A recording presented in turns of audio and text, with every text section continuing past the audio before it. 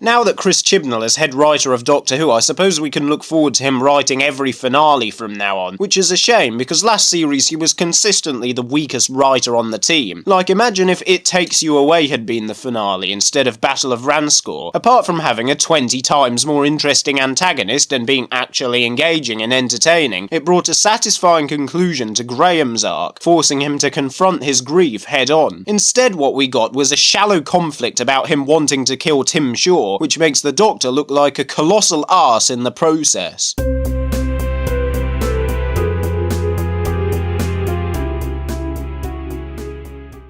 When the Doctor is being condescending with Graham in the Battle of Ranskoor, saying he won't be allowed to travel with her if he kills Tim Shaw and all of that, a couple of things immediately spring to mind. Firstly, the Doctor hardly has a perfect track record here herself. Remember Solomon's demise in Dinosaurs on a Spaceship? Seems like a double standard there. And let's not even touch on the dodgy moralising of arachnids in the UK. Honestly, the less said about that episode the better. Secondly, someone seriously needs to tell this Doctor that the life of one terrorist is not important when there are millions of lives at stake. If she had killed Tim Shaw right there and then in episode 1, the Earth wouldn't have been put in danger. But when Carl tries to do exactly that in episode 1, what does he get? A lecture from the Doctor. Honestly, what a twat. I get that the Doctor's stance and the theme the writers are going for is there is always another way, but what about when there isn't? What if they had arrived too late and Tim Shaw had already destroyed the Earth? That's how reality works. You can't take chances with terrorists. Well done, Doctor. Billions dead so you could feel better about yourself and have your moral high ground. This kind of self-righteous moral preaching is hardly new or even really out of character. It's just more obnoxious than ever here. Now, it probably sounds like I'm complaining, but in fact the Doctor being flawed like this is in itself not a problem. On the contrary, some of the very best, most intriguing stories are those which explore how the Doctor is not infallible and can make mistakes. The Waters of Mars, which we'll get to in a later video, even has him essentially become the villain of the episode. However, in order for these types of plots to work, there has to be a level of self-awareness to the writing. The Doctor would need her attitude to be confronted and challenged in-universe, much like with Adelaide in the ending of Waters of Mars, possibly triggering her to re-evaluate herself. The closest we really get to this in the finale is some taunting remarks from Tim Shaw about how she is responsible, but these are barely even acknowledged. No other character brings it up, and the episode seems to treat it as irrelevant because it's just the evil villain being evil and nothing he says can have any significance or value. Without that moment of confrontation, how else are we supposed to read this except that Chibnall himself believes in this toxic morality and the show is actively endorsing it? The worst thing is it feels like a huge missed opportunity. Throughout the series, the Doctor appears very much at ease within herself. There has been none of that "am I a good man" forced conflict from the Capaldi era, but episodes like Demons of the Punjab, where the Doctor immediately concludes the aliens are a threat and spends the first act erroneously believing that, show that she can be mistaken, and perhaps some of that confidence in herself is misplaced. Having the Doctor's very principles brought under scrutiny in the final episode would be a natural progression from there, but of course that would mean doing something interesting with her character, and if you were honestly expecting something like that from Chris Chibnall, then you clearly haven't been paying attention.